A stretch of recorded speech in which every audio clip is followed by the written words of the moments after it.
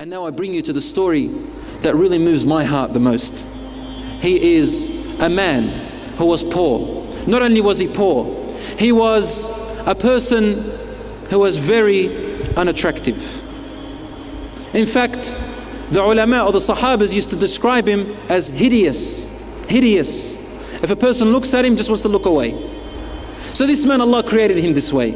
Poor, no status in society, and hideous. And even his name was ugly.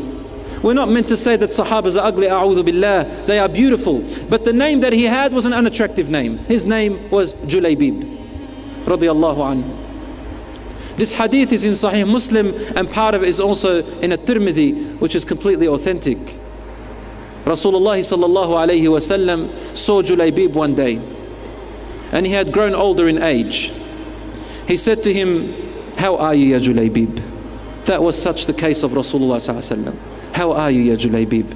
And Julaybib said, "Ya Rasulullah, do you think the only woman I'll get is in Jannah, in Hur al-Ain, inshaAllah?" Rasulullah ﷺ understood what he's trying to say, that he's never going to be able to get married in this life. Is he just going to die and just hope to meet Hur al-Ain? Is that it?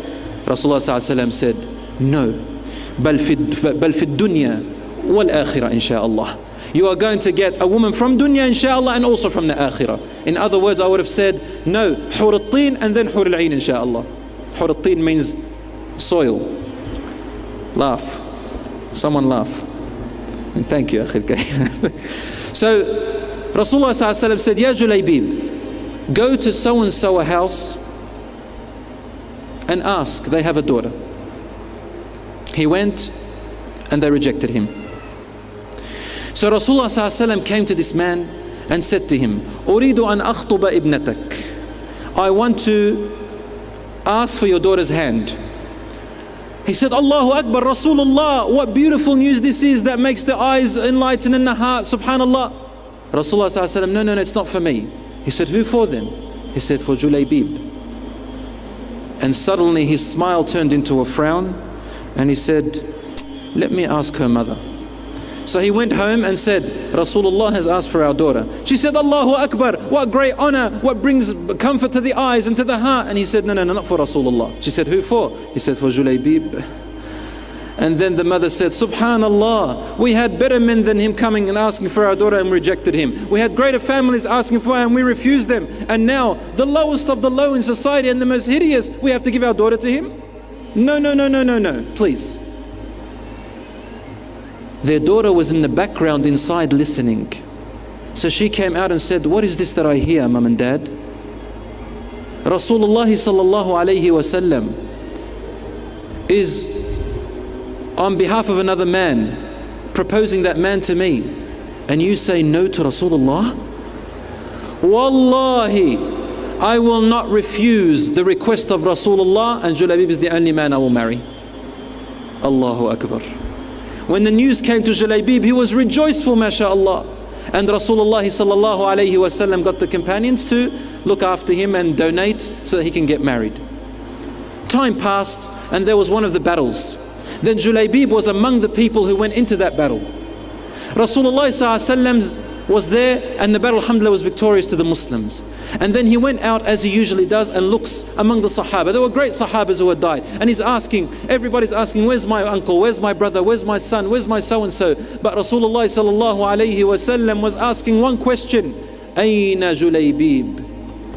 Where is my Julaybib? And everybody would say, "We don't know, Ya Rasulullah." Nobody cares about Julaybib. Only Rasulullah sallallahu alayhi wa sallam cares about Julaybib. "Where is my Julaybib?" Everyone is saying, "I don't know, Ya Rasulullah."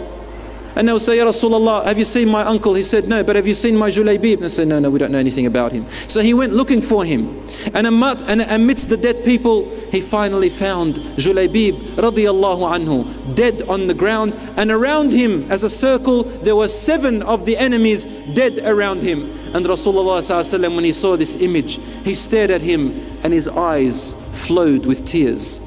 He said, "قتل 7 من المشركين وقتل قتل سبعة من المشركين وقتل. He killed 7 of the enemies of Islam and then he was killed. جليبيب مني وأنا منه. Julaybib is of me and I am of him. Julaybib is of me, and he repeated it 3 times. Julaybib is of me, he's one of my family, and I am one of his family. Then Julaybib had no other bed except the bed of the palms of Rasulullah sallallahu alayhi wasallam. Rasulullah sallallahu alayhi wasallam carried him on his own forearms. And he was crying. Then suddenly his crying turned into a smile. And he looked away. He went to Rasulullah sallallahu alayhi wasallam and buried Julaybib with his own blessed hands. And they asked him, Ya Rasulullah, why were you crying and then you were smiling and looked away? He said, I was crying for the loss of my dear family member Julaybib. No one cared about him but me. And then Allah showed me his place in Jannah. I saw his soul in Jannah, and there was one of his wives from the Hur al-Ain running towards him. So I smiled that he finally got his wife which he wanted in Jannah. And as she was running, the heel of her legs showed. So I turned away. I have no right to look at the wife of Julaybib.